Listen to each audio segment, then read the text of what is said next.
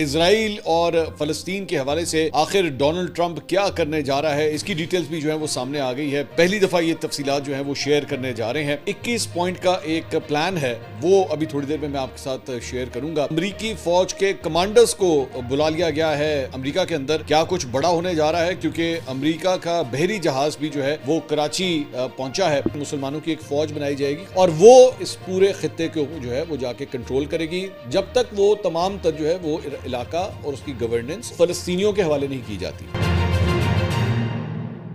अस्सलाम वालेकुम नाज़रीन, मैं हूं मंसूर अली खान। अपने रियल चैनल के ऊपर आपको खुशामदीद कहेंगे। नाज़रीन, ताज़ा तरीन खबरें पिछले 12 घंटे में जो डेवलप हुई हैं उसके बारे में तफसील से आपको आगाह करेंगे। इजराइल और फ़लस्तीन के हवाले से आखिर डोनाल्ड ट्रंप क्या करने जा रहा है, इसकी डिटेल्स भी जो है वो सामने आ गई है। हम आपके साथ पहली दफ़ा ये तफसीलात जो हैं वो शेयर करने जा रहे हैं और एक 21 पॉइंट का एक प्लान है, वो अभी थोड़ी देर में मैं आपके साथ शेयर करूँगा।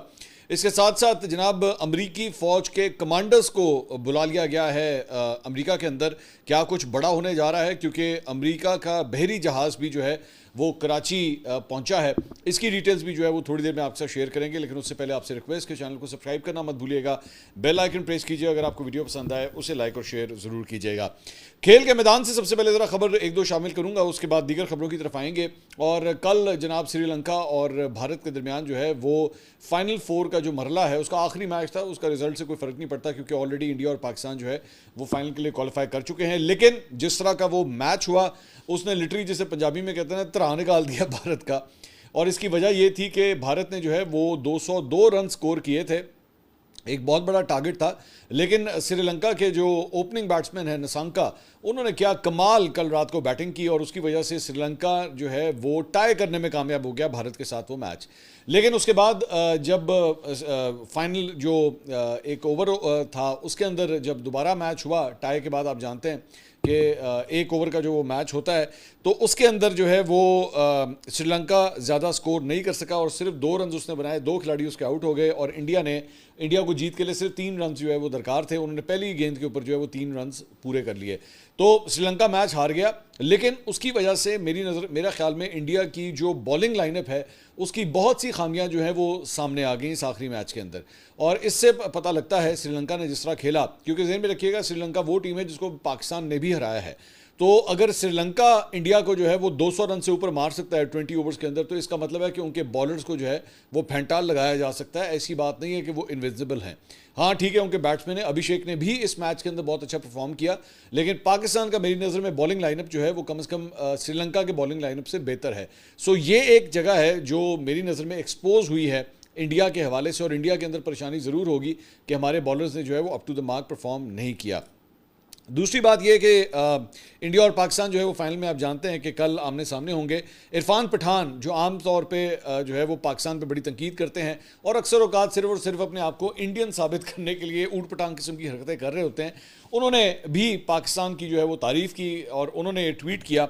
उन्होंने कहा, for the first time in 41 years of Asia Cup history we'll see an India versus Pakistan final. India have shown their dominance, the gap with others is clear. Pak team meanwhile have shown improvement especially in the bowling department. तो वो भी ये बात मान रहा है, जिस तरह मैं अभी आपसे कह रहा था कि पाकिस्तान का बॉलिंग लाइनअप जो है वो श्रीलंका से बेहतर है। और पाकिस्तान जो है अब बिल्कुल जब टूर्नामेंट अपने फाइनल स्टेज के ऊपर पहुंचा है तो पाकिस्तान की जो इम्प्रूवमेंट है वो बड़ी वाज़ेह तौर पे जो है वो नज़र आती है।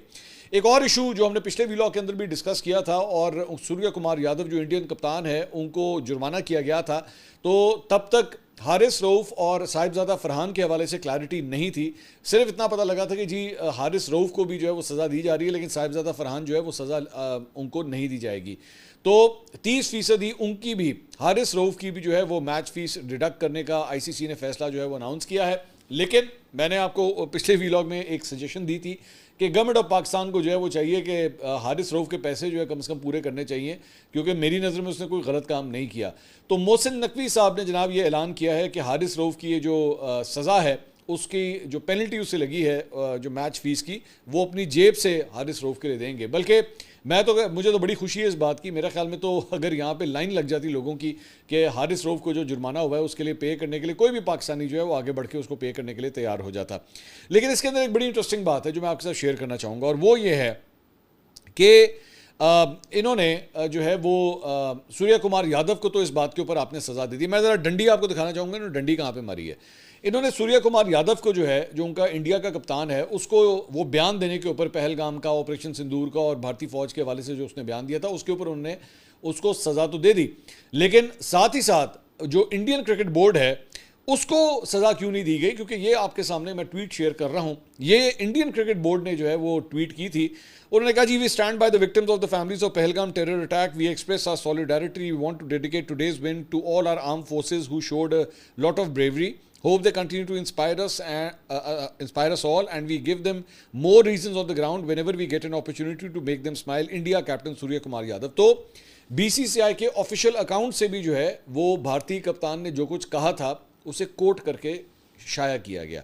दूसरा, शुभमन गिल ने भी जो है, जो इनके बैट्समैन है, ओपनिंग बैट्समैन है, इन्होंने भी उस दिन जो है वो ट्वीट किया था। उन्होंने कहा, today's win is dedicated to the victims of Pahalgam and to our brave arm forces who continue to safeguard us, the spirit of India lives on both on and off the field, jai Hind. तो इन्होंने भी tweet किया था। तो फिर आखिर इन दोनों के अगेंस्ट जो है वो एक्शन क्यों नहीं होता? क्योंकि आईसीसी का कोड ऑफ कंडक्ट जो है वो तो बड़ा वाज़ेह तौर पे ये कहता है कि आप किसी किस्म के पॉलिटिकल स्लोगन्स जो हैं वो नहीं दे सकते। तो आपने फिर इन दोनों को क्यों छोड़ दिया? बीसीसीआई को, जो एक्चुअली ये सब कुछ ट्वीट कर रहा है, और शुभमन गिल को आपने किस तरह छोड़ दिया? सो आईसीसी हम जानते हैं कि वो काफ़ी हद तक जो है वैसे ही इंडियंस को जो है वो फेवर करता है। अब तो खैर पूरी दुनिया के अंदर इस बात को पता है, there is nothing new about that. अब देखना ये है कि फाइनल के अंदर जो है ये जो इनके अंपायर्स हैं वो कोई डंडी ना मारें, क्योंकि मेरी नज़र में मैंने बहुत से टूर्नामेंट्स जो हैं कवर किए हैं, वर्ल्ड कप्स भी कवर किए, चैम्पियंस ट्रॉफीज़ कवर की हैं, एशिया कप्स कवर किए हैं, लेकिन इतनी घटिया और गंदी अंपायरिंग जो है ना मैंने आज तक पहले नहीं देखी। इतनी बायस्ड अंपायरिंग जो है मैंने आज तक पहले कभी नहीं देखी। तो एशिया कप जो है इसका रिजल्ट जो भी आए, लेकिन ये कप्तानों जो अंपायर्स ने और रेफरीज ने जो किरदार अदा किया, आपको पता है वो जो एक जो रेफरी था जिसने एक्चुअली उस वक्त पाकिस्तानी कप्तान को सलमान अली आगा को कहा था कि जनाब आपने हाथ नहीं मिलाना, और बाद में फिर उसको माफ़ी मांगनी पड़ी थी। मतलब रेफरियाँ यहाँ पे माफ़ी मांग रहे हैं, प्लेयर्स को जुर्माने हो रहे हैं, अंपायरिंग के ऊपर सवाल उठ रहे हैं, बड़ा मतलब इस किस्म का। और ये सारा कुछ जो है वो आईसीसी के ज़िम्मे जाता है मेरी नज़र में, क्योंकि अंपायर्स और रेफरीज जो हैं वो आईसीसी से भेजे जाते हैं। तो बड़ा ही कॉन्ट्रोवर्शियल किस्म का जो है ये एशिया कप मेरी नज़र में मुनक़िद हुआ है। इसके अलावा खेल के मैदान से एक और खबर यह है कि श्रीलंकन एमेच्योर गोल्फ चैंपियनशिप में पाकिस्तानी गोल्फर साद हबीब ने भारतीय गोल्फर विवियन अभयाकर उसको आउट क्लास करके जनाब सेमीफाइनल में जगह बना ली है। मैंने आपसे कहा था कि जहाँ जहाँ पाकिस्तान इंडिया को हराएगा ना, मैं एक एक खबर आपके साथ शेयर किया करूँगा। तो श्रीलंका में जारी इस एमेच्योर गोल्फ चैंपियनशिप के क्वार्टर फाइनल में पाकिस्तानी गोल्फर साद हबीब ने जो है वो शानदार खेल पेश किया और उन्होंने भारतीय इस गोल्फर को जो है शिकस्त दी। क्वार्टर फाइनल मैच में साद हबीब ने 5 बर्डीज़ भी जो है